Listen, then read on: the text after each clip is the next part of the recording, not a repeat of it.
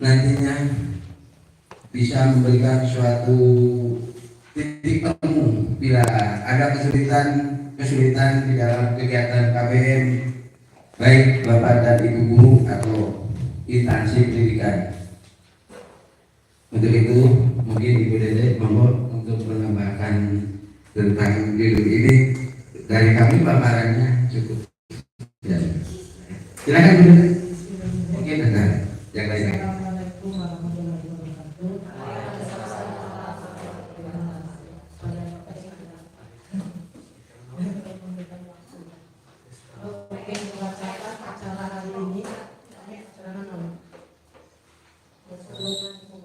Acara hari ini yaitu yang pertama pembukaan, yang kedua menyanyikan lagu Indonesia Raya, yang ketiga doa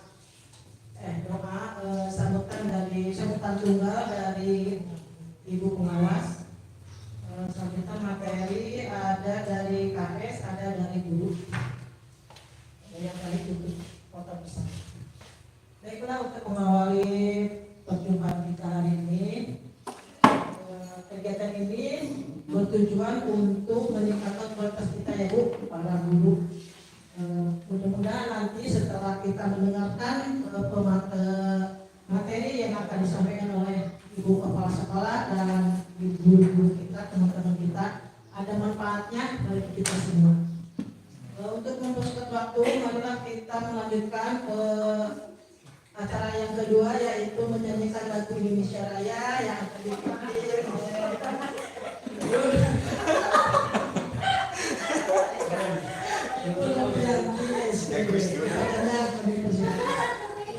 Ya, silakan kepada Ibu Novi untuk dipersilakan.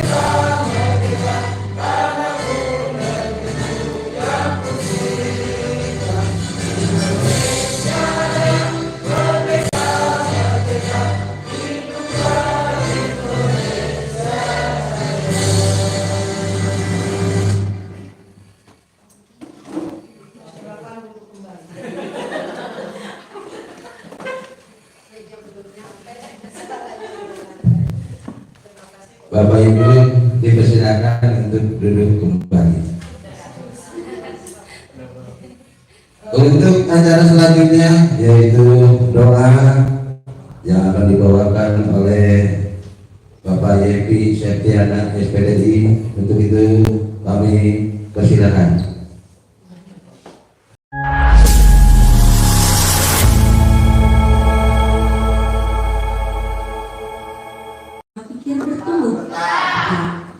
Kalau gini, ada pelatihan, saya memang belum mampu, tapi saya mau menerima, mau belajar. Setiap kali ada pertemuan, saya mau hadir, biar saya bisa. Nah itu maksudnya kemana?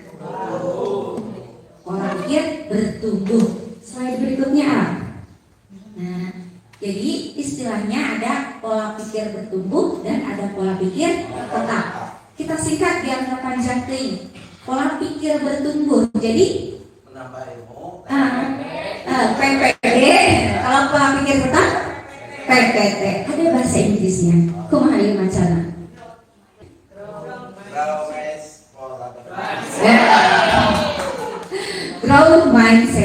Growth mindset. Nah, kalau pola pikir tetap fixed mindset. Kita jadi guru harus yang PPB atau PPT. Benar. Oke. Kita ke anak sama harus mengajar. Pilih. Berarti harus mengajarkan apa? PPB supaya anak itu punya pola pikir bertumbuh. Terus cara kita menghadapi anak juga harus membangun anak supaya PPB. Anak mau boloho, mau capek jalan-jalan, pelajaran mau anyar tidak bisa. Nah, apakah kita mendorong anak untuk PPB? Tidak. Misalnya benar kejadiannya ada seperti itu. Kira-kira pernyataan yang bisa kita sampaikan ke anak itu seperti apa? Biar kita memotivasi untuk PPB. Kumaha cing?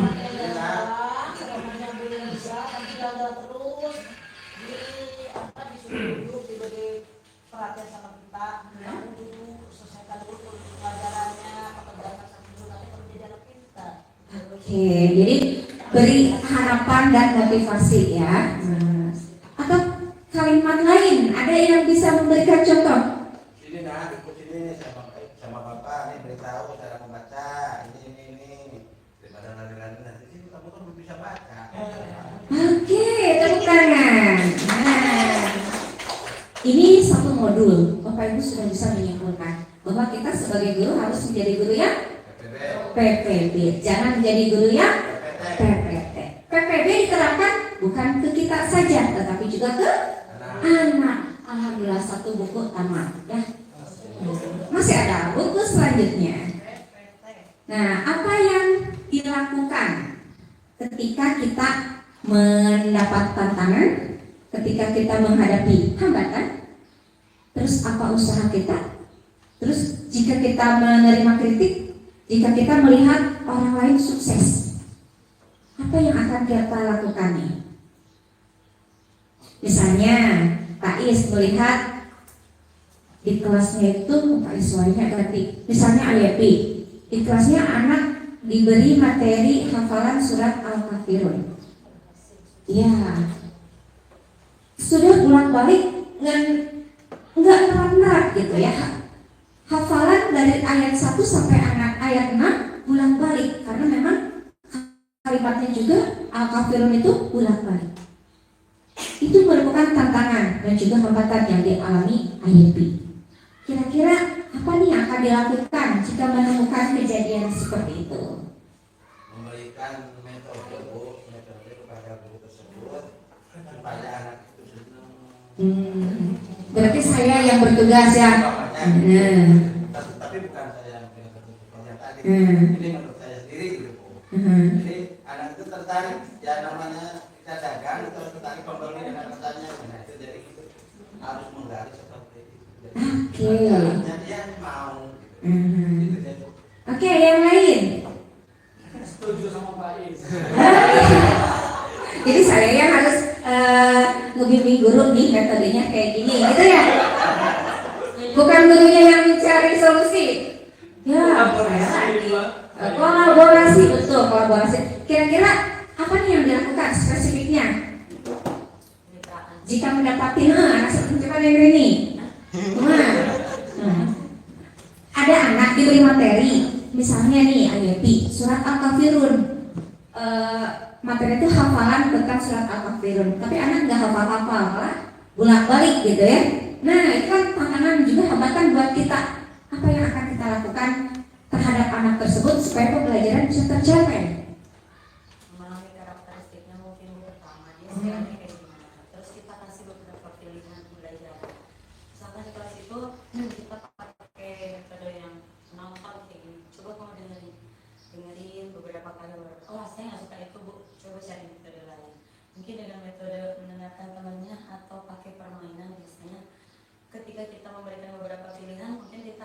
sedikit demi sedikit mengetahui karakteristik peserta didik tersebut. Dia sebetulnya bisa, cuma belum nemu aja caranya mungkin gitu. Oke, berarti mencoba metode yang variatif, gitu ya. Terus bahwa ketika kita dikritik sama orang lain, misalnya, itu lagi, itu mah tuh lagi ngajar surat Al-Kafirun, dicontoh lagi, ini udah teh bolak-balik apa-apa, nah kan dikritik ya. Apa yang akan kita lakukan terhadap kritik tersebut? Menanggapi, menerima. Langsung menerima. Kritik adalah bukan salah satu kejelekan. Ya. Kritik adalah membangun untuk kemajuan dan kebaikan. Dalam bidang satu hal, bukan kejelekan ini justru untuk menambah ilmu, untuk membangun. Oke, intinya narima, gitu ya, tanpa ada perlawanan, langsung narima. Oke. Kalau kita berargumen dulu boleh nggak? Berargumen. Nah saya mah budak usaha udah, cuma anaknya yang belum bisa memahami, ada usaha dulu. Iya, itu terserah Bapak Ibu. Yang penting setiap masukan dari teman-teman ditampung, apa yang bisa kita lakukan, yuk coba direalisasikan. Direfleksikan, betul. Jadi setiap kejadian, setiap yang telah kita laksanakan itu direfleksikan. Yang sudah bagusnya kita jalankan, yang belum bagusnya kita perbaiki dengan menerima saran dari rekan-rekan dan juga menerima kritikan yang kita terima. Nah, yang terakhir, kita melihat orang lain sukses, apa yang kita lakukan? Misalnya, Bu Pipit tahun kemarin di HGN juara 1 lomba guru inovatif. Apa yang kita lakukan nih? Semangat. Iya, mau bahagia dan ikut memotivasi juga ya. Terus kita ini termotivasi nggak? Termotivasi jangan gini. Oh, itu mah mau nangkepnya nggak? Anu, ya tidak seperti itu ya.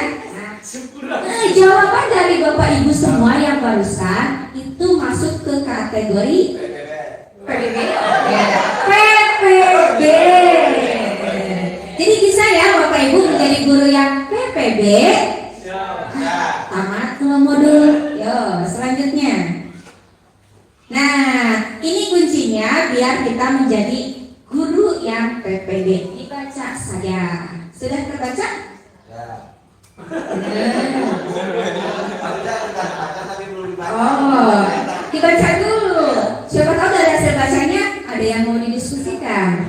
Syukur kalau ya, diskusinya nanti lagi aja. Yang penting bisa menyerap apa sih PPB atau PPT. Terus apa yang dilakukan ketika mendapati kejadian-kejadian yang tadi. Sudah terbaca ya? Oke. Halaman berikutnya.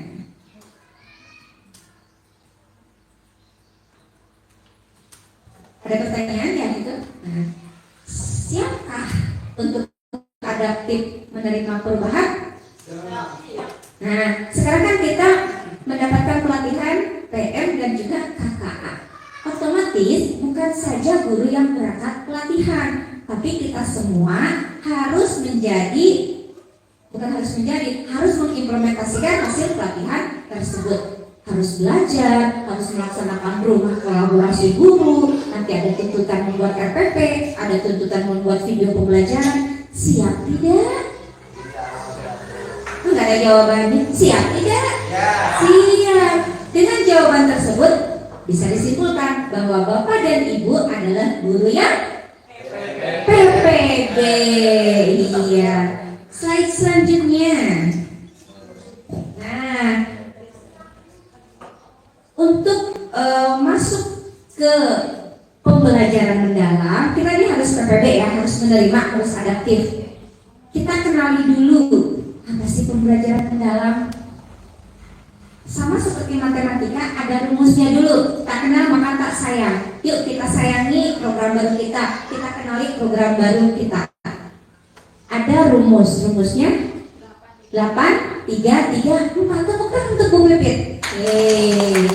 Betul, 8, 3, 3, 4. Apa sih yang 8? Dimensi profil lulusan. Kalau yang kemarin, yang 2024 di kerangka kurikulum, karakter karakter yang kita tanamkan ada 6. Kita familiar dengan istilah P5 dengan 6 dimensi. Sekarang di pembelajaran mendalam dimensinya ada 8. Apa saja yang 8? Itu ada di dalam lingkaran yang paling dalam nih. Yang ada di lingkaran putih apa saja coba? Belum. Nah itu. Apa saja yang 8? Keimanan dan yang kedua kewargaan. 3, 4, 5, 6, 7, 8. Adakah kesamaan dengan dimensi P5 yang kemarin? Ada. Apakah semua yang 6 ada di DPL ini, ada di 8 profil ini? Yang 6 kemarin, apakah masih tercantum lagi di DPL di sini? Ada. Semuanya ada kan? Ada. Hanya berganti istilah ya.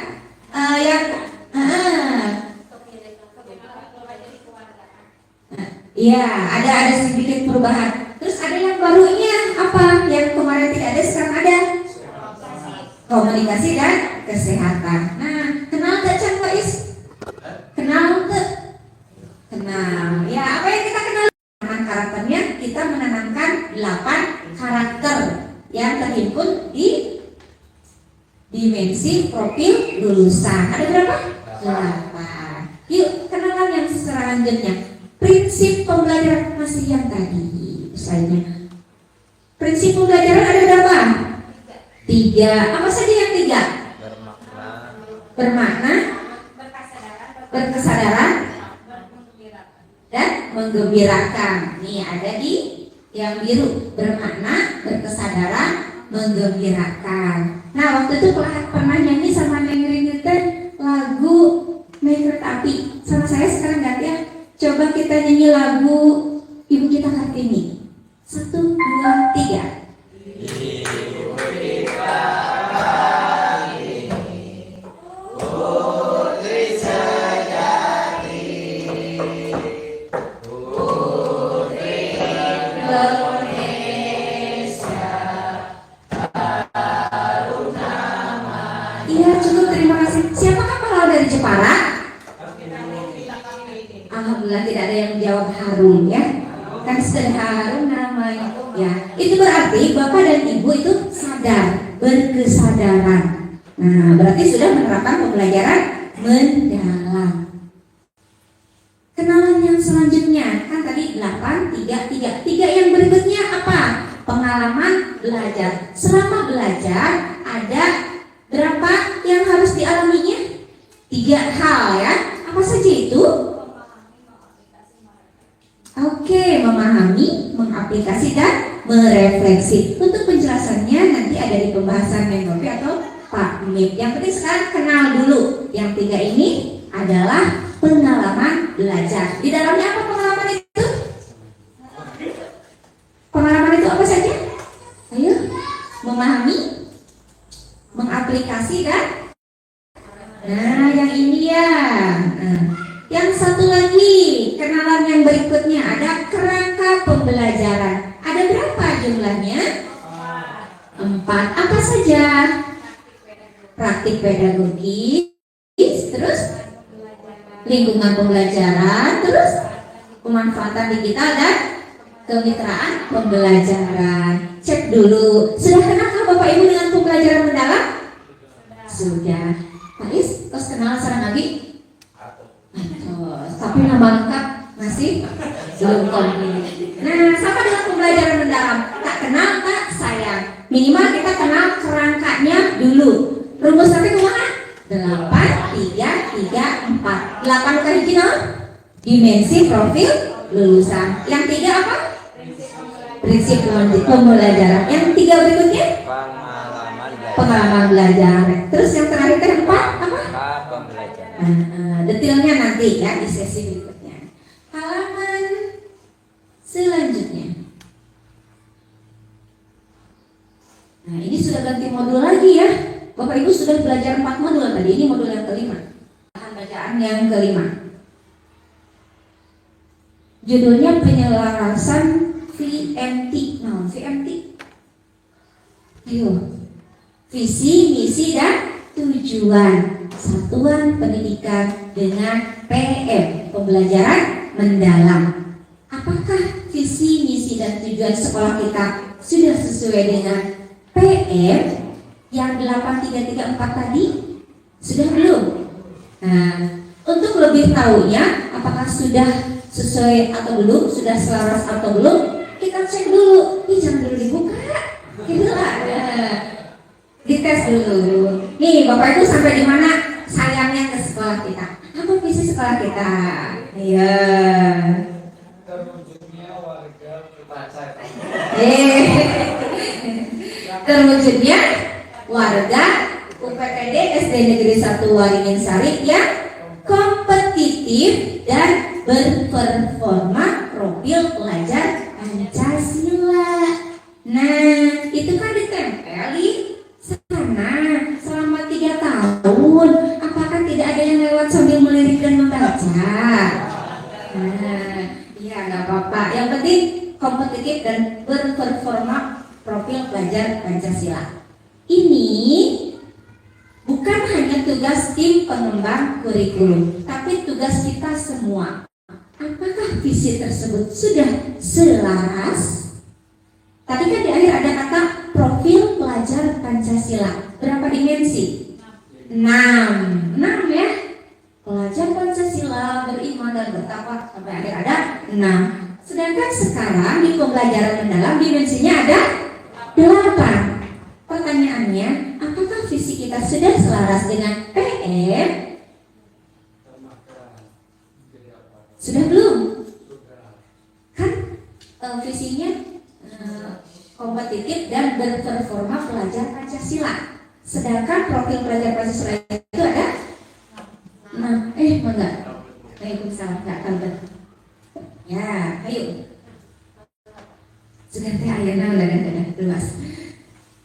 Selaras belum? Belum apa selaras? Profil pelajar Pancasila kan ada 6.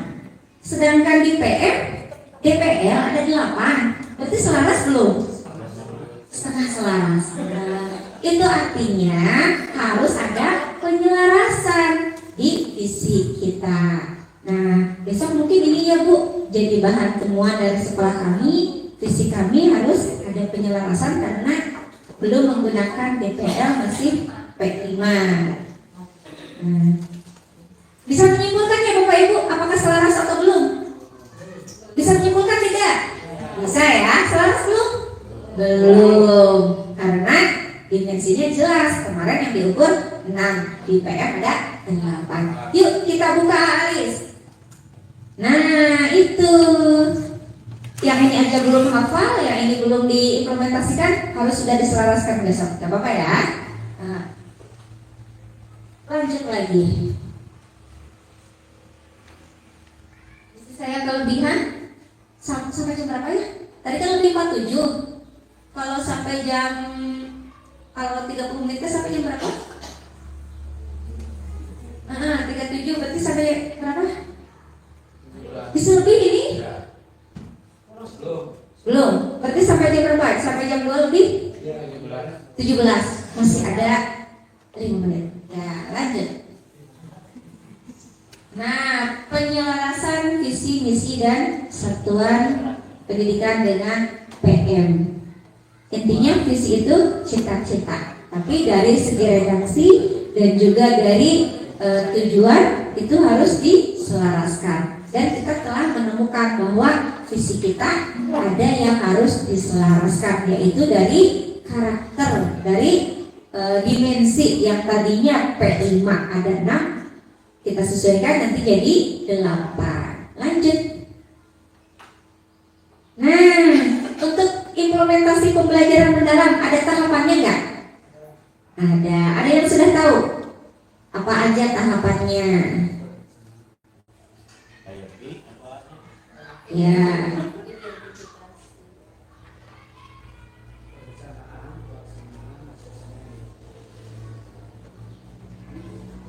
Sebentar, ini halaman berapa? Kalau saya Ya, tahapannya apa? Perencanaan, pelaksanaan, dan asesmen. Untuk perencanaan berarti kita harus menyiapkan apa? RPP. Apakah Bapak Ibu sudah pernah membuka referensi RPP untuk PM? Sudah. Ada yang belum? Nah, terima kasih yang sudah. Yang belum nanti kita gali lagi di narasumber yang kedua. Coba cek slide-nya, benar gak sih tahapannya yang tadi disebutkan? Ya, terima kasih ke Pak Mip yang sudah menjawab. Ini tahapannya ada 3, ada perencanaan, pelaksanaan, dan asesmen. Nah, pertanyaan yang selanjutnya, siapa sih yang harus mensukseskan PM? Seluruh itu saha. Guru, siswa, kepala sekolah, pengawas, orang tua, sudah. Kalau masyarakat sekitar harus mensukseskan tidak? Harus. Nah, oleh karena itu kita harus bermitra supaya seluruh unsur bisa sama-sama mensukseskan. Sebetulnya masih ada beberapa slide, tapi kita lanjut di lain waktu saja. Yang penting tak kenal maka tak sayang, dan Bapak Ibu sudah mulai mengenali PM minimal atau sudah tahu ya 8334 tadi, meskipun sama seperti Pak Is menyebut nama saya masih keliru. Paling enggak ingat, oh iya 8334. Bapak Ibu sudah PPB belum? Sudah PPB belum? Atau masih PPT? Masih PPT. Yuk kita rubah mindset kita supaya menjadi guru yang PPB, dan tanamkan juga kepada siswa menjadi siswa yang PPB. Sekian, billahi taufiq wal hidayah. Wassalamualaikum warahmatullahi wabarakatuh.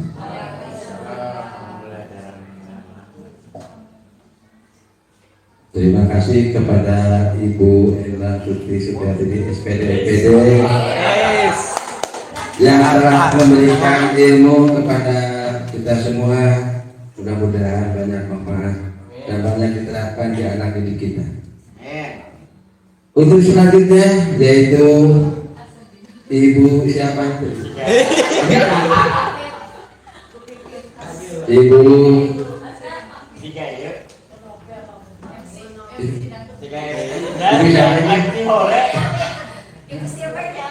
Oh ya, Ibu Yuli, coba silakan.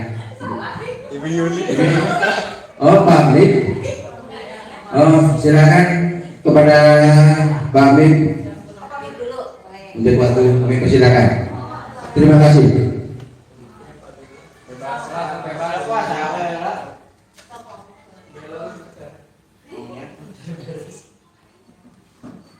Assalamualaikum warahmatullahi wabarakatuh. Waalaikumsalam warahmatullahi wabarakatuh. Terima kasih atas kesempatannya Pak Is.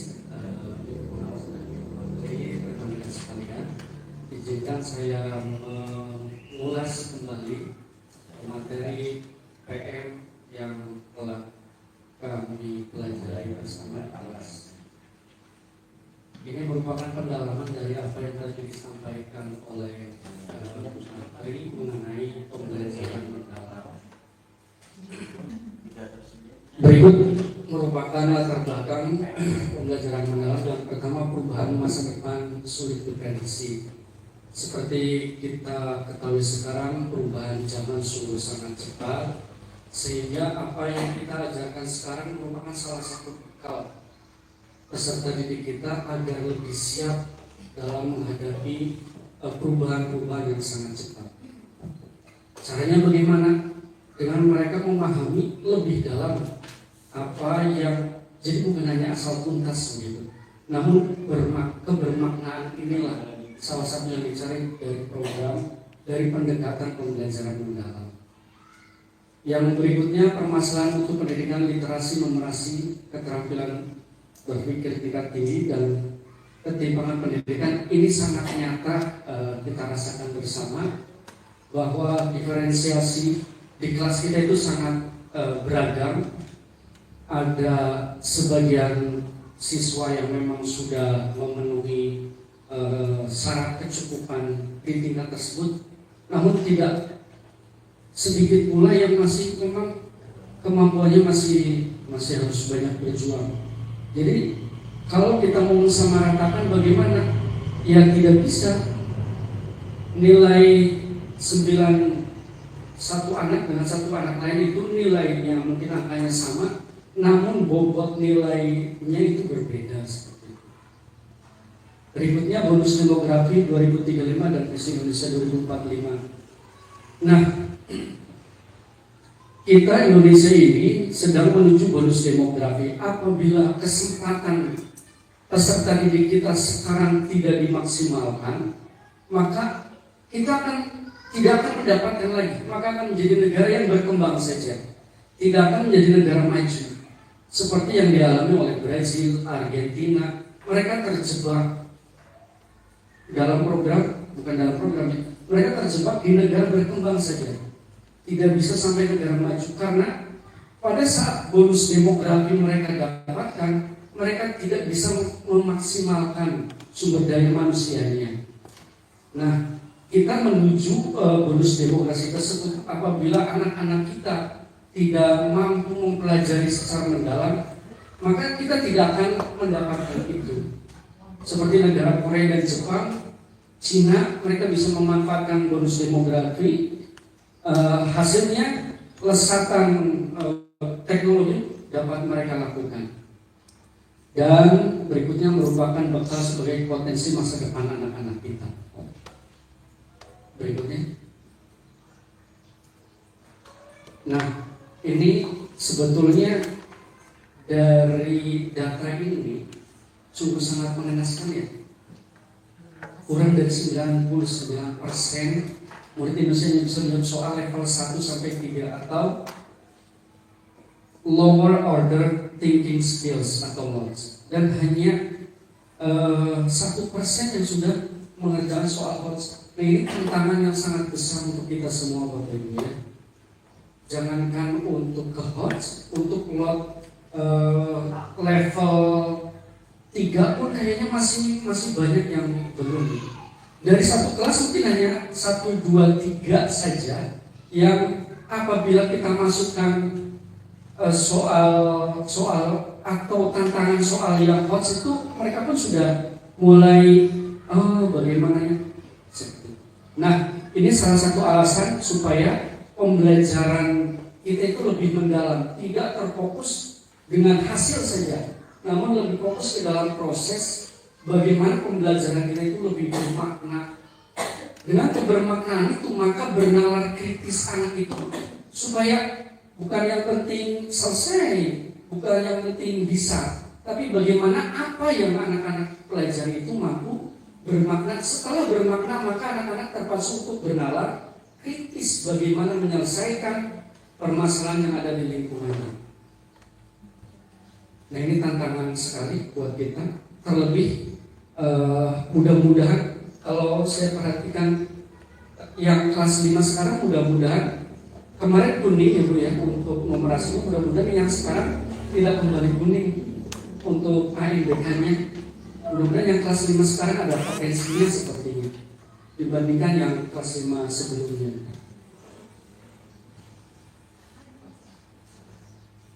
Mengapa perlu pembelajaran mendalam? Ya, ini ada beberapa pendekatan yang menambahkan karakteristik peserta didik praktik pedagogik. Yang pertama keterlibatan, yang kedua berkesadaran, memuliakan, pengembangan budaya belajar, pemanfaatan teknologi digital, multi interdisipliner ilmu pengetahuan.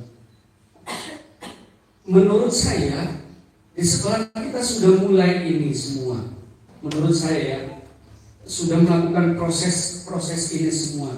Jadi betul kata Ibu tadi, sebagian besar memang kita sudah menuju PPB ya, sudah bertumbuh. Saya rasakan itu di sini. Tinggal setelah bertumbuh apa yang dilakukan? Berkolaborasi kembali, melaksanakannya, kemudian meningkatkannya. Itu tantangan kita. Kita sudah menuju PPB, tinggal melesatkan kembali, mengkolaborasikan kembali, kemudian meningkatkan kembali. Berikutnya, nah ini definisi pembelajaran mendalam, yakni pembelajaran merupakan pendekatan yang memuliakan. Kalau dulu di PM itu kita lebih menghamba pada murid. Nah kalau sekarang kita tidak menghamba lagi. Kalau dulu kita semuanya siswa sekarang tidak seperti itunya, tidak sebegitunya. Namun kita memuliakan dengan menekankan pada penciptaan suasana belajar dan proses pembelajaran berkesadaran, bermakna, dan menggembirakan melalui olah pikir, olah hati, olah rasa, dan olahraga secara holistik dan terpadu. Sebenarnya ini sudah dilakukan sejak kurikulum sebelumnya. Kurikulum apa ya kira-kira? Sebelum lagi, CBSA. Sebenarnya itu hanya CBSA ini lebih, kalau dulu CBSA sering dipasarkan Leos Production. Nah, ya atau singkatannya apa benar? Iya. Kalau dulu yang penting aktif, sekarang bukan hanya aktif, namun kebermaknaan itu yang dituju. Ketika pembelajaran kita bermakna, maka bukan hanya disimpan dalam otak besar saja, namun tersimpan dalam otak kecil. Ketika sudah disimpan dalam otak kecil anak kita, di sistem limbrik kita, anak-anak itu, maka akan jadi ingatan jangka panjang. Ketika sudah bermakna, maka pembelajaran ini akan diingat lebih panjang. Di era tantangan kita distorsi media sosial ya, dengan anak-anak sering melihat apa, scroll video short yang terkadang sudah banyak kejadian anak-anak yang tidak fokus. Dengan kebermaknaan ini ya, mengembalikan lagi tadi fokus anak untuk belajar lebih mendalam, lebih paham, bukan hanya tahu tapi paham dan bermakna. Nah, ini pembelajaran mendalam memuliakan dalam penerapan PEM semua pihak yang terlibat saling menghargai dan menghormati dengan mempertimbangkan potensi, martabat, dan nilai-nilai kemanusiaan. Nah, berikut pembelajaran mendalam berkesadaran, bermakna, dan menggembirakan. Intinya nanti di RPP ini loh Bapak Ibu, ada berkesadaran, bermakna, dan menggembirakan. Dirancangnya setiap pembelajaran itu persepsinya, di intinya, di refleksinya itu ada itu. Nanti sama Bu Novi akan ditampilkan mungkin, atau kalau tidak sempat nanti di lain waktu model RPP-nya ya. Dengan tujuan akhirnya sekolah olah pikir, olah hati, olah rasa, olahraga mewujudkan profil lulusan sesuai dengan 8 dimensi lulusan itu tadi. Nah, banyak berkembang di TikTok, di Facebook, dan lain sebagainya itu. Apakah pembelajaran mendalam yang hanya diisi dengan ice breaking? Tidak. Ice breaking itu hanya salah satu bagian upaya dari supaya anak-anak belajarnya bagaimana? Semangat. Menggembirakan. Ketika sudah anak-anak gembira, maka otak anak yang tadinya sudah terblok itu terbuka lagi gitu. Jadi anak-anak itu ketika sudah senang dimasukkan lagi pembelajaran sedikit-sedikit. Makanya ada teori otak juga bahwa pembelajaran anak itu 15 menit fokus, setelah itu ada jeda, setelah jeda pembelajaran lagi. Jadi tidak harus terus menerus gitu. Jadi ada selang-seling. Namun bukan berarti terus-terusan ice breaking. Namanya ice breaking itu ketika ada jeda, ketika anak-anak sudah terlihat kurang semangat. Nanti belum boleh Pak. Lanjut. Oke, nggak apa-apa Pak. Ya, untuk prinsip pembelajaran mendalamnya seperti yang tadi sudah disampaikan oleh Fahmi, yaitu berkesadaran, bermakna, dan menggembirakan. Nah, dalam prinsip berkesadarannya, seperti apa sih berkesadaran itu? Di antaranya yaitu kenyamanan peserta didik dalam belajar. Selanjutnya, peserta didik itu diharapkan dapat fokus, konsentrasi, dan penuh perhatian ketika melaksanakan pembelajaran. Lalu kesadaran terhadap proses berpikir. Lalu kesempatan peserta didik untuk menentukan pilihan dan memilih alasan atas pilihannya. Keterlibatan peserta didik dalam mengembangkan strategi belajarnya. Keterbukaan terhadap perspektif baru. Yang terakhir, keingintahuan terhadap pengetahuan dan pengalaman baru. Itu beberapa prinsip berkesadaran. Lalu yang selanjutnya, prinsip bermakna. Bermakna dalam PM itu yang seperti apa sih? Yaitu kontekstual atau relevan dengan kehidupan nyata. Jadi dalam pembelajaran itu seperti yang tadi disampaikan Pak Habib, tidak hanya anak itu tidak hanya ketika disampaikan materi cukup tahu dan ingat saja, tetapi biasanya kalau anak-anak itu akan lebih paham ketika pembelajaran itu dikaitkan dengan kehidupan sehari-hari atau kehidupan nyata. Jadi lebih rileks gitu, lebih nyambung dengan daya pikir mereka dengan usia mereka yang masih kecil. Selanjutnya, keterlibatan peserta didik berperan dalam pemecahan masalah atau isu terdekat di kehidupan nyata. Lalu keterkaitan dengan pengalaman sebelumnya. Selanjutnya, kebermanfaatan pengalaman belajar untuk diterapkan dalam konteks baru. Lalu keterkaitan dengan bidang ilmu lain dan pembelajar sepanjang hayat. Selanjutnya, nah ini prinsip menggembirakan. Ada apa saja dalam prinsip menggembirakan? Tadi sudah dibahas bahwa dalam prinsip menggembirakan ini bukan berarti pembelajaran yang dipenuhi dengan nyanyi-nyanyian saja, bukan berarti pembelajarannya harus selalu banyak ice breaking atau games-games saja, tetapi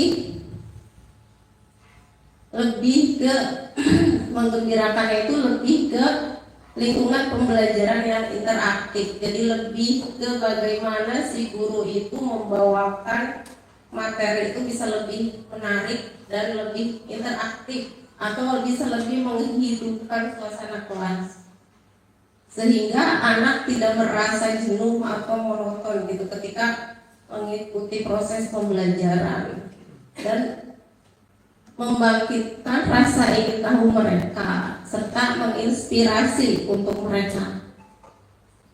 Next.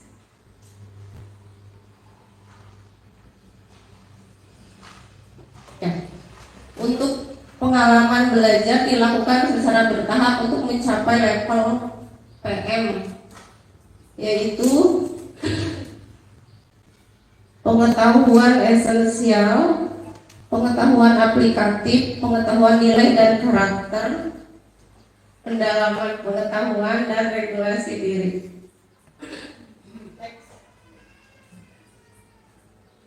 Ya, yang ini tadi sudah dijelaskan sama Fabi. Oke. Nah, dalam proses penyusunan perencanaan pembelajaran, tahapan yang harus dilakukannya yaitu yang pertama, mungkin masih hampir sama ya dengan yang sebelumnya, yaitu menganalisis CP, selanjutnya menyusun tujuan pembelajaran dan alurnya, lalu merencanakan pembelajaran dan asesmen.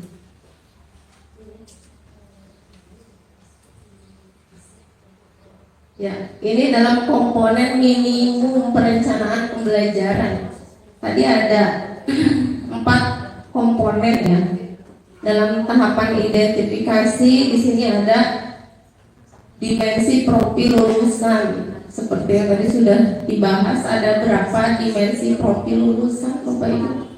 8, alhamdulillah masih ingat. Lalu selanjutnya ada tujuan pembelajaran. Dalam desain pembelajaran itu terdiri dari poin tujuan pembelajaran, selanjutnya praktik pedagogis, selanjutnya kemitraan pembelajaran, lalu lingkungan pembelajaran, selanjutnya pemanfaatan digital.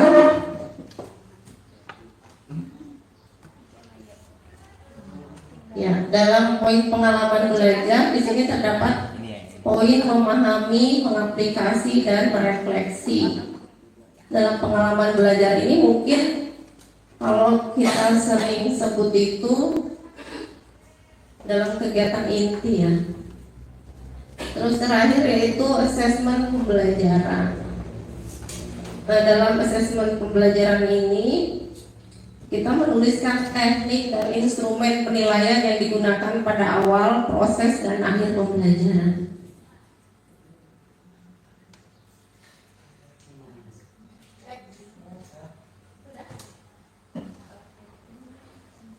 Baik, terima kasih. Cukup sekian yang dapat saya sampaikan. Mohon maaf apabila kurang maksimal dalam penyampaiannya. Kurang lebihnya saya ucapkan terima kasih. Saya akhiri. Wassalamualaikum warahmatullahi wabarakatuh. Waalaikumsalam.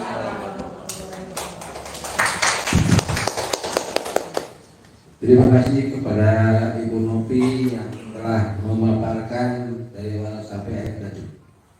Mudah-mudahan banyak sekali manfaat bagi kita semua. Untuk selanjutnya yaitu Ibu Rini. Ibu siapa? Oh, Ibu Rini. Ya, persilakan kepada Ibu Yuli untuk selanjutnya. Terima kasih. Terima kasih kepada Bapak Moderator. Assalamualaikum warahmatullahi wabarakatuh. Terima kasih atas waktunya kepada Ibu Kepala Sekolah dan juga Ibu Pengawas telah memberikan kesempatan kepada saya untuk menyampaikan hasil dari pembelajaran daring tentang STEM kemarin secara online selama 9 hari ya Bu. Mungkin tadi kami mengulas materi, kalau saya menyampaikan pengalaman yang telah saya pelajari selama 9 hari. Di sini saya merangkumkan bahwa STEM itu merupakan pendekatan pembelajaran yang mengintegrasikan 4 disiplin ilmu, yaitu sains, teknologi, engineering, dan matematika. Dalam pembelajaran STEM kemarin kita dikaitkan dengan proses EDP Bu. Apa pendekatan EDP? EDP itu apa? EDP itu singkatan dari Engineering Design Process yang terintegrasi dalam pembelajaran STEM. Nah, dalam EDP ini ada tahapannya.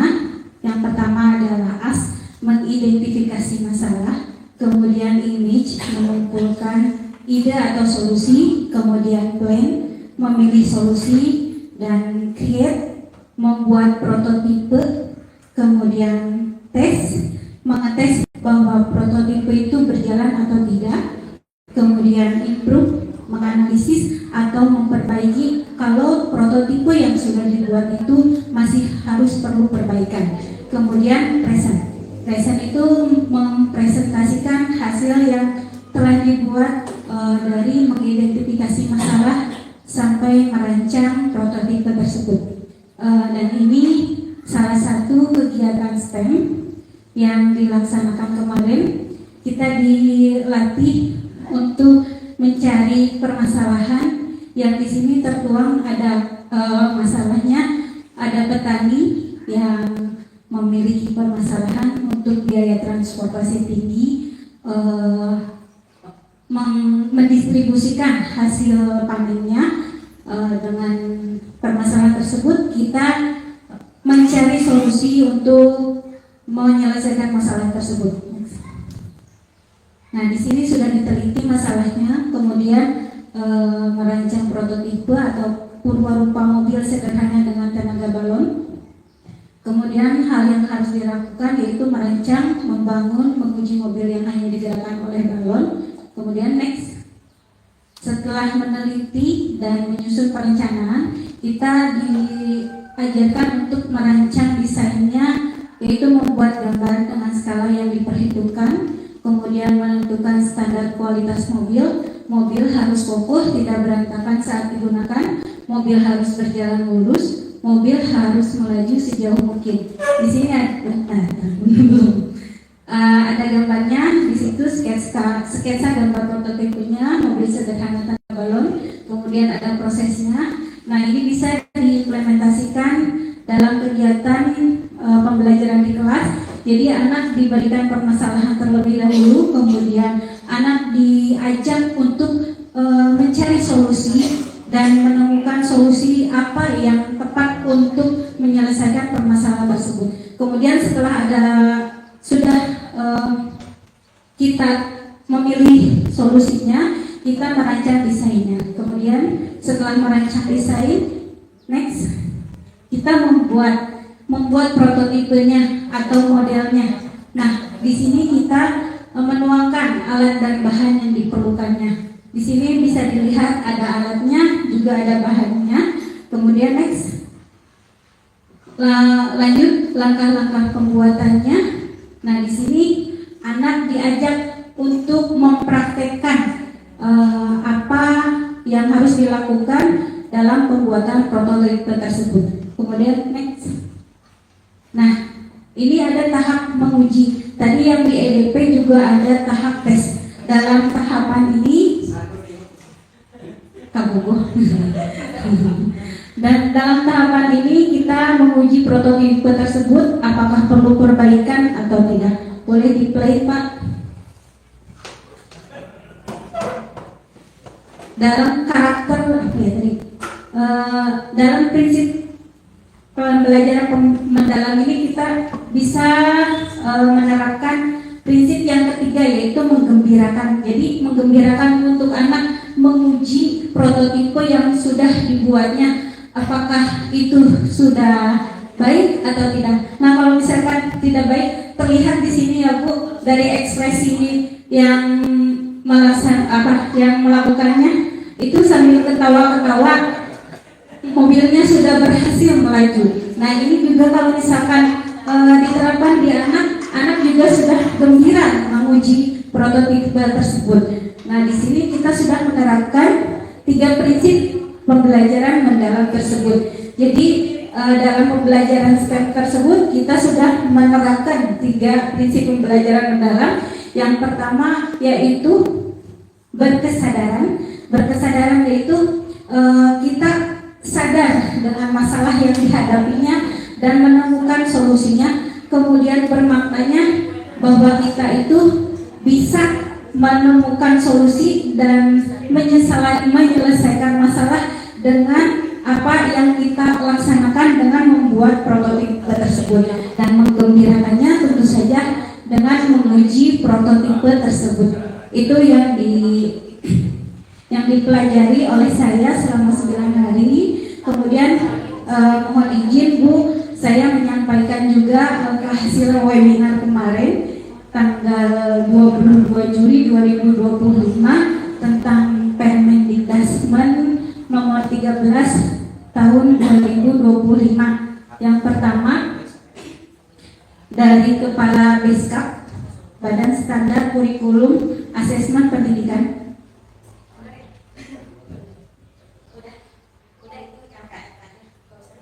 Yang pertama, Permendikdasmen nomor 13 tahun 2025 merupakan penyempurnaan kurikulum sebagai penyesuaian dan penguatan arah kebijakan kurikulum 2013 dan kurikulum Merdeka. Kemudian penyempurnaan tersebut diwujudkan melalui 8 dimensi profil lulusan, pendekatan pembelajaran mendalam, penerapan KKA sebagai mapel pilihan, dan ekstrakurikuler pramuka wajib dilaksanakan di satuan pendidikan. Kemudian standar kelulusan menjadi fondasi bagi pengembangan kurikulum dan kerangka pendekatan pembelajaran mendalam. Kegiatan kokurikuler bisa berbentuk pembelajaran kolaboratif lintas mata pelajaran atau lintas disiplin ilmu, integrasi gerakan 7 KAI, dan penguatan intrakurikuler lainnya. satuan pendidikan wajib menyediakan kegiatan kepramukaan atau kepanduan lainnya. Menteri Pendidikan Dasar dan Menengah menyampaikan Permendikbud nomor 13 tahun 2025 bukan tentang kurikulum baru, tapi merupakan satu rangkaian dari 3 permen lainnya, yaitu SKL, muatan standar isi pembelajaran KKA. Penerapan PM meniscayakan adanya perubahan dari sisi muatan dari masing-masing mata pelajaran. Karakter itu less but more, di mana satu pokok bahasan bisa dikaitkan dengan berbagai tema yang sejalan juga lintas mata pelajaran. Kemudian pembelajaran mendalam, memperkuat ekosistem pembelajaran tidak hanya di dalam kelas. Penguatan ekosistem yang merupakan catur pusat pendidikan menjadi satu kekuatan yang saling memperkuat untuk menjadikan pendidikan berjalan dengan sebaik-baiknya. Kemudian selanjutnya dari Kepala Pusat Kurikulum dan Pembelajaran, Permendikbud nomor 13 tahun 2025 sebagai upaya penyesuaian dan pendekatan pembelajaran untuk membangun manusia yang beriman dan bertakwa kepada Tuhan Yang Maha Esa, berakhlak mulia dan berkarakter Pancasila. Beberapa kebijakan penyesuaian. Yang pertama, pendekatan pembelajaran mandiri KKA, bentuk kompetensi dan muatan pelajaran kokurikuler, penyediaan kegiatan ekstrakurikuler. Pada saat peraturan ini mulai berlaku, satuan pendidikan tetap dapat menerapkan kurikulum merdeka atau kurikulum 2013. Kemudian penyusunan struktur kurikulum guna meningkatkan mutu pembelajaran. Yang pertama, struktur kurikulum memuat alokasi waktu intrakurikuler dan kokurikuler. Struktur kurikulum dapat memuat ekstrakurikuler sesuai dengan karakteristik satuan pendidikan.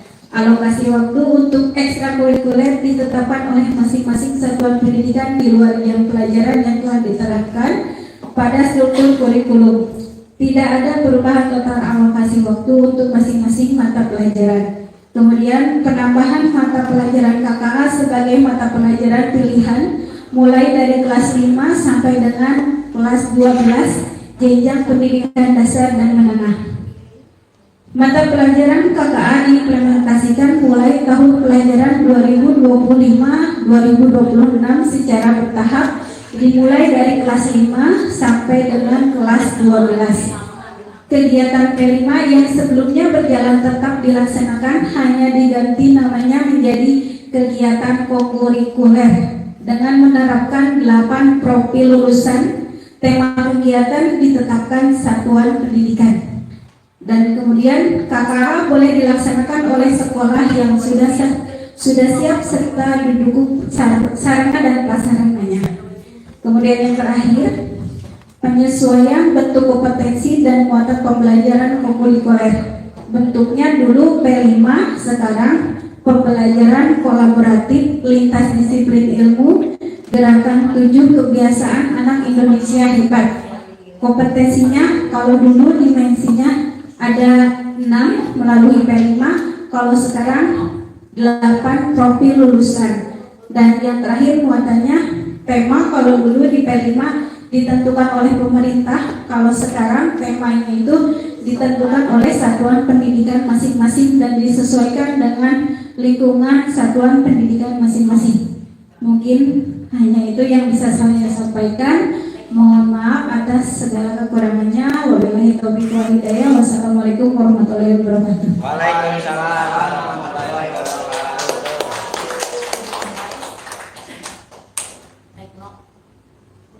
Terima kasih kepada Ibu Lutfi yang telah menyampaikan.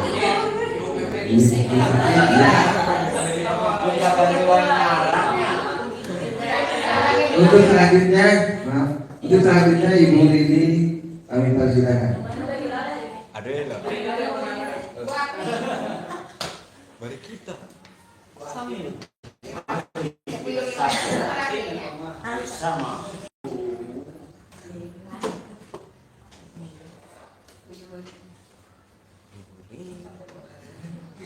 Assalamualaikum warahmatullahi wabarakatuh. Mohon izin Ibu pendamping, Ibu Kepala Satuan Pendidikan dan Bapak Ibu hadirin yang yang saya hormati, mohon maaf, Tekno perlu wifi. Sebelum slide-nya berputar-putar. Jika daya tidak hidup, periksa sambungan kabel atau telepon. Tombol sambungan untuk pembelajaran bagian pintar 2 atau tekan tombol perangkat tersambung di bawah untuk memiliki Oke. Ya, terima kasih AI. Oke, alhamdulillah kita juga dibantu AI sehingga mudah-mudahan pada kesempatan kali ini di jam terakhir tidak lama ya Bapak Ibu, cuma mengenalkan saja, karena kalau kita latihan seperti pelatihan kemarin 4 hari juga tidak akan selesai. Satu, kita menjawab pertanyaan yang ada di lapangan, ngapain sih Bu belajar coding gitu ya Bu, khususnya untuk kelas 5 dan kelas 6 Bu ngapain sih coding gitu. Yang akan saya perkenalkan inilah sebagai dasar coding dan kecerdasan artifisial. Anak-anak itu sebetulnya bukan belajar tentang codingnya ya Bapak Ibu, tapi justru untuk mengenalkan dasar-dasar coding dari mulai sejak dini. Kenapa sih anak-anak zaman sekarang sudah harus mengenal coding? Tentunya karena seperti yang barusan saja kita terapkan, ternyata Smart TV ini juga memakai sistem AI ya Bapak Ibu ya. Dan Bapak Ibu juga tentunya sangat memerlukan AI, bukan hanya para peserta didik kita. Dan mungkin kalau Bapak Ibu semua tidak mengajarkan coding nantinya tidak apa-apa, tapi mudah-mudahan dari adanya pertemuan kita hari ini kita bisa membuat web minimalnya ya Bu ya, web pribadi yang bisa kita buat sesuai keinginan kita, yang nanti bisa kita manfaatkan di kelas masing-masing. Gak lama Bu, 5 menit beres. Oke Pak, next Pak. Saya cuma mau mengenalkan aja belajar apa sih di dalam coding dan kecerdasan artifisial. Next. Kita skip aja karena bisa dibaca nantinya. Next Pak. Lanjut. Enggak, next breakingnya nanti pakai scratch aja ya.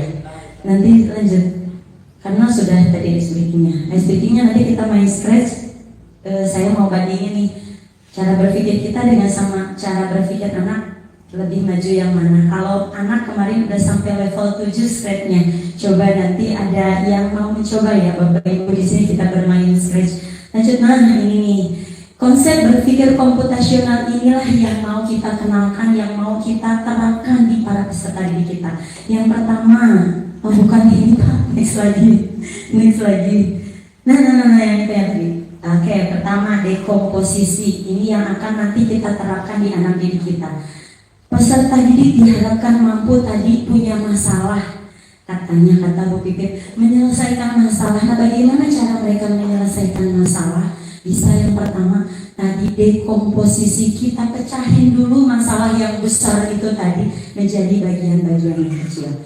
Kemudian pattern recognition, kita punya pola-pola tertentu untuk dapat menyelesaikan masalah. Yang ketiga ada abstraksi, kita hempaskan bagian-bagian yang tidak penting, hempaskan. Dan yang keempat algoritmik thinking, ada langkah-langkah tentunya untuk menyelesaikan masalah. Kenapa ini masuk ke dalam cara berpikir komputasional? Nanti di tahap SMP, SMA, SMK, bahkan perguruan tinggi, peserta didik kita sudah dihadapkan untuk bisa membuat aplikasi kah, pemrograman kah, dan itu nggak bisa serta-merta begitu saja Bapak Ibu. Tugas kita di sekolah dasar ini menguatkan dasar-dasar ini sehingga ketika mereka dihadapkan pada pembuatan algoritma yang sudah coding seperti itu, mereka sudah punya dasar yang kuat. Boleh dicontohin ya Bapak Ibu ya. Ada ya mau jadi model? Kalau mau cenah pamit atau pamit? Boleh pamit? Dimohon untuk berdiri pamit. Oke, kita misalkan nih pamit adalah robotnya dan Pak Dayat adalah pembuat programnya. Pak Dayat boleh Pak Dayat? Boleh bikin programnya Pak Dayat supaya Pak Mit bisa nyampe ke Ibu Kepala, tapi nggak bisa langsung nggak bisa langsung sana ya Pak Dayat ya. Oke, Pak Dayat bisa buat programnya agar seorang robot Pak Mit bisa berjalan menuju ke arah Ibu Kepala. Oke, langkah pertama adalah harus seperti apakah Pak Mit? Apakah balik kanan, hadap kiri, atau mau gimana Pak Mit? Oke, cobain Pak Dayat. Langkah pertama adalah pencet. Misal nih saya cobain, pamit maju 1 langkah. Oke. Kalau robot sesuai instruksi pembuat programnya kan, ya kan, Pak Dayat. Oke, lanjutkan Pak Dayat. Boleh Pak Dayat? Lanjutin mau gimana pamit? Pamit maju. Pamit loncat 2 langkah. Oke. Lanjut Pak Dayat. Oh lanjut, pamit maju. Pamit maju. Gantian Abi mau jadi programmernya. Pamit maju. Biasa aja maju. Kan bukan loncat. Nah, ini menerapkan dasar-dasar komputasional. Pamit maju, kan bukan loncat. Berarti yang salah siapanya nih? Programmernya. Jadi, iya peserta didik juga harus ngerti kalau maju itu seperti apa. Maju kan seperti ini. Kalau tadi kata pada pamit loncat berarti loncat. Nah, seperti itu juga kita membelajarkan prinsip berpikir komputasional ke peserta didik.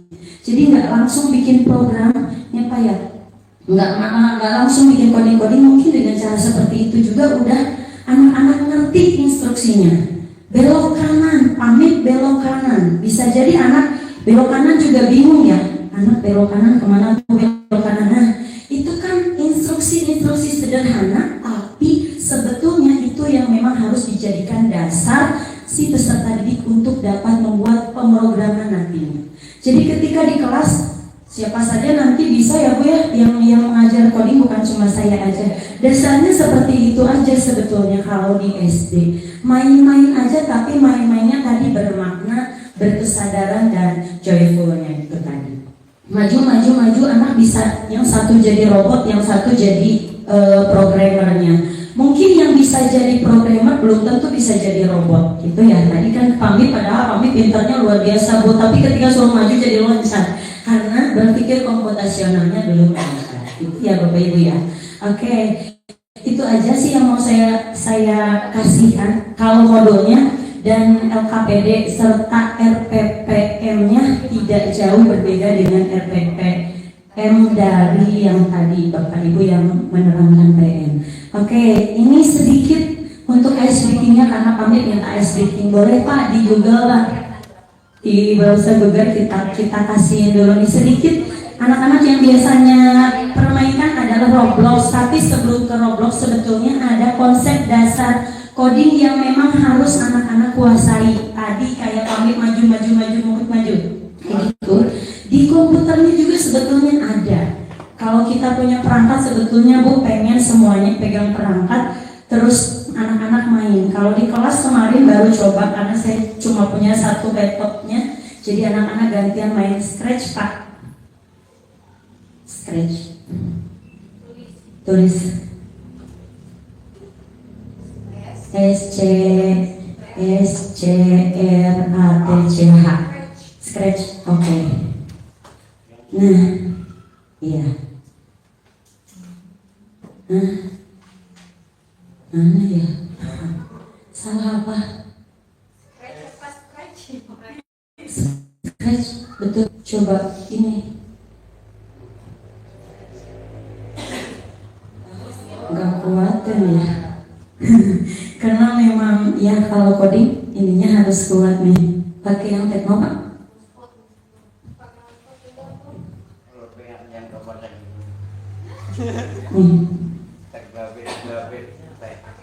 L-nya besar, L-nya besar di 1.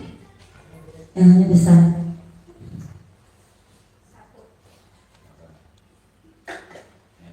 Oke.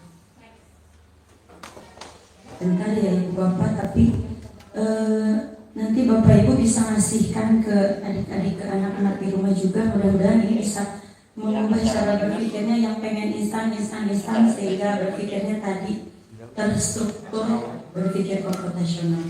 Apaan nih? Boleh pegang Pak? Oke. Bentar.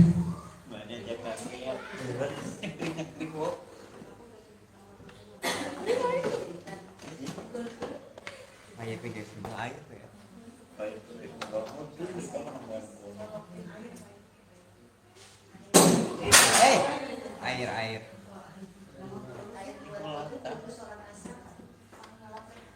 Kunci Pak ya? Kunci.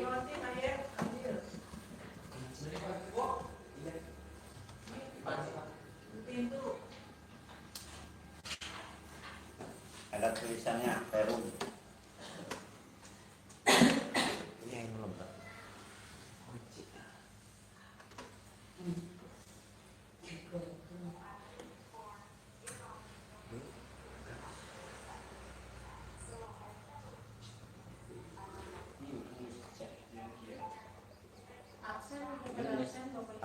Sudah.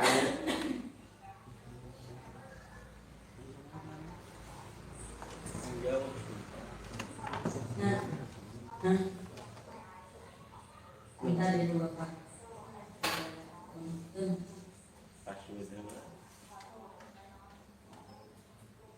Ya, udah anjing pengen miniatur.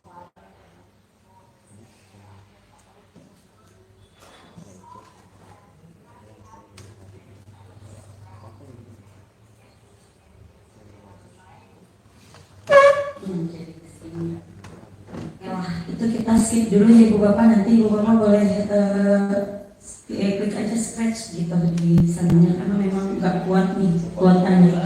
Oke, itu menjadi salah satu apa ya, mungkin dasar kita untuk memperkenalkan coding. Kalau tadi codingnya yang Amit jalankan itu namanya coding unplugged, kita nggak selalu harus pakai komputer di kelas kita juga bisa pakai unplugged seperti itu. Beberapa pembelajaran yang bisa kita terapkan, yang berpikir komputasional ini kita bisa terapkan tapi tanpa menggunakan perangkat. Kalau Bapak Ibu nggak masuk, tiganya masuk nggak Pak? Nggak masuk juga. Oke lah, susah kalau pakai gitu. Oke, kalau Bapak punya Canva Pak, boleh pakai Canva, buka Canva Pak. Oke, kita langsung ke Canva-nya aja nih. Kita sama-sama menggunakan si AI untuk membantu proses pembelajaran kita. Bapak Ibu boleh nggak sih sekarang pakai AI di dalam kehidupan kita Bu? Boleh ya, tapi ada etikanya ya Bapak Ibu ya. Oke, ada etikanya. Ketika kita dituntut untuk profesional, misalkan membuat buku atau membuat laporan, bagaimana semestinya kita menggunakan AI? Tentunya dengan bijak ya Bapak Ibu. Kita tidak harus menerapkan 100% yang ada di AI. Contohnya, tadi nih teman saya kebetulan kita akan mengikuti perlombaan storytelling, dan storytelling itu tanpa teks nih. Karena kalau saya itu nggak bisa menghafal, jujur saya itu nggak bisa menghafal, jadi saya cuma tahu alur-alurnya aja. Ketika suruh berbicara di depan ya udahlah bahasanya bahasa saya.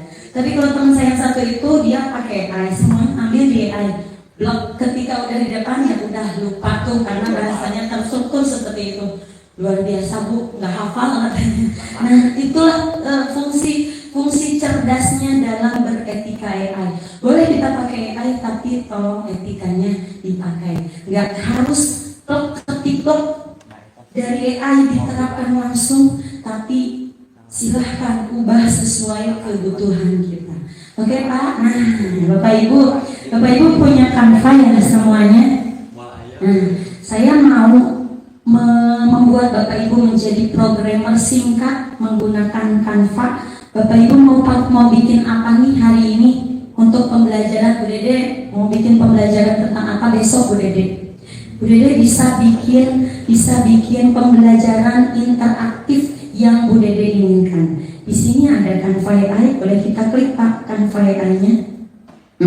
Jadi kita bukan cuma mengajarkan anak bisa berpikir komputasional, bukan cuma mengajarkan anak bisa bermain-main, tapi kita bisa menggunakan si kecerdasan artifisial, coding itu sebagai pembantu, sebagai mitra dalam pembelajaran kita. Oke, boleh Ibu Dede mau belajar apa besok Bu Dede? Ini deh. Oke. tolong buatkan, yuk Pak, bantu saya ngetik Pak. Tolong buatkan permainan interaktif. Kita bikin promnya ya, promnya tergantung kita nih. Tolong buatkan permainan interaktif untuk apa Bude? Oke, untuk anak kelas 1 SD. Untuk anak kelas 1 SD dalam menghitung banyaknya benda, dalam menghitung banyaknya benda. Oke, dalam menghitung banyaknya benda 1 sampai 10 aja ya Bude, biar variatif. Banyaknya benda 1 sampai 10. Oke, dengan tampilan yang menarik. Nah, promnya ini kita bikin sedetail mungkin sehingga si AI-nya ngerti keinginan kita Bapak Ibu. Dengan tampilan yang menarik, dengan warna-warni, dan gambar-gambar yang disesuaikan dengan karakteristik siswa kelas 1 SD, yang disesuaikan dengan karakteristik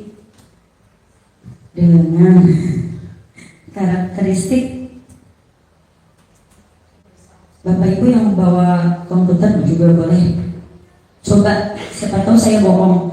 Dengan karakteristik siswanya, dan soal-soal di dalamnya,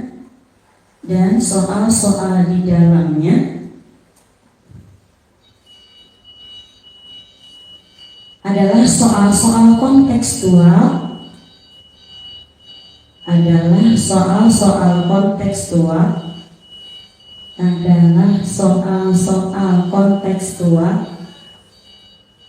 yang berdekatan dengan kehidupan sehari-hari mereka. Oke, kita coba berhasil atau tidak ya promnya. Yang berdekatan dengan kehidupan sehari-hari. Oke, kita coba ya Bapak Ibu. Kalau Bapak Ibu sudah punya Canva AI, manfaatin Bu. Sayang, kita punya Canva belajar ID gratis, orang lain pengen gini harus bayar.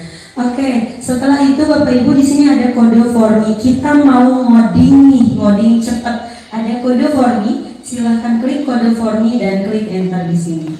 Yuk, kita saksikan bersama-sama Bapak Ibu menjadi programmer dengan waktu yang singkat, padat, jelas. Oke, kita biarkan Canva untuk mengoding.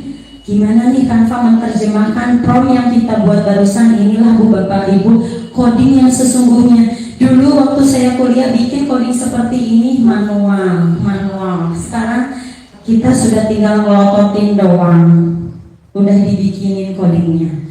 Inilah algoritma yang seharusnya kita buat secara manual Bapak Ibu. Tapi dengan kecanggihan AI kita udah dibikinin codingnya seperti ini. Kita cuma bikin pintar-pintarnya, kita bikin promnya aja. Kita sesuaikan dengan kebutuhan. Mungkin Ibu pendamping juga udah dipakai ya Bu ya di kantornya, udah mau bikin absensi digital atau apapun dengan prompt yang sesuai dengan kebutuhan.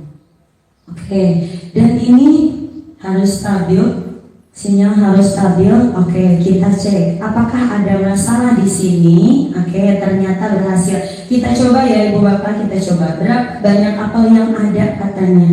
Ini ada berapa Bu? 1 kata anak-anak. Ini ada berapa apelnya? Coba 1. Hebat sekali jawabanmu benar. Soal berikutnya, ini untuk kelas 1 SD ya Bapak Ibu ya. Lanjut, berapa banyak bintang yang ada? Nah, udah gini digimanain Bu biar gak hilang? Biar gak hilang kita use in a design. Kita sebarin nih, kalau mau dijadiin latihan di rumah boleh Bu deh. Use in design. Oke, lanjut. Sini aja Pak. Nah, oke. Dan kita bikin jadi website ya Pak. Bapak Ibu, kita bikin jadi websitenya. Sehingga ini yang mau kita sebarin, link yang akan kita sebarkan di grup anak-anak misalkan. Kita tunggu di atas. Oke, publish websitenya. Kita publish. Kemudian mana nih? Ya, karena memang oke, saya site addressnya belum ada. Kita bikin site aja Pak, SD Jiwa misalkan. SD Jiwa. SD Jiwa boleh itu. Publish? Oke, kita prepare, kita siapin desainnya. Nah, yang harus kita sebarin yang mana Bapak Ibu ini? Copy. Kita copy, coba buka di tab yang baru. Oke, kita copy di tab yang baru ya Pak. Kita paste. Oke, nah kita paste kan di situ. Oke, klik Pak, enter. Kita coba ya permainannya. Kalau tadi uji coba, kalau ini sekarang beneran yang udah di-share ke anak-anak nih. Apakah berjalan sesuai keinginan kita Bapak Ibu? Tereng-tereng. Oke, ternyata sesuai. Bapak Ibu sudah menjadi programmer. Singkat, tepuk tangan dulu untuk kita semua. Itu cuma salah satu contohnya. 5 menit ada Bu? Enggak, 3 menit cukup beres. Itu kita sesuaikan Pak Yeti, bukan cuma matematika doang, semuanya bisa. Bahkan saya juga bikin absen digital untuk tiap-tiap untuk sekolah saya dan pramuka. Saya bikin absen digitalnya seperti ini. Jadi absen itu bisa kita rekap bulanan. Itu bisa kita share nanti di grup kelas masing-masing. Itu mungkin Bapak Ibu, dan pesan saya sebetulnya pasti ada jalan di setiap kesulitan. Cuma belum nemu aja jalannya. Entah kapan, dan jangan putus harapan. Kalau nggak ada jalan, kita aja yang jalan-jalan. Terima kasih. Wassalamualaikum warahmatullahi wabarakatuh. Waalaikumsalam warahmatullahi wabarakatuh. Pantunnya kok belum Bu? Pantun sendiri deh. Terima kasih kepada Ibu Nini, narasumber terakhir yang telah mengembangkannya. Untuk itu demi acara sudah selesai. Untuk itu Ibu Dede, mana Ibu Dede? Oh Ibu Dede. Tadi kita berdua membuka, sekarang kita menutup juga berdua.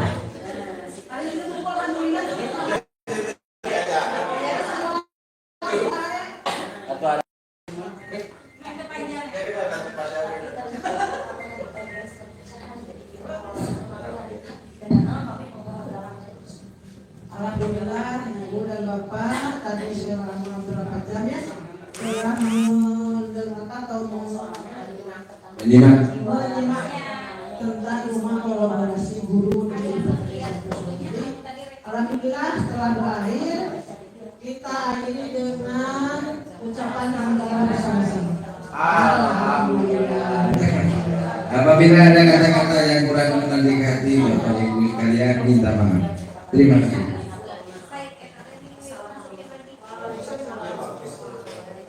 Waalaikumsalam warahmatullahi wabarakatuh.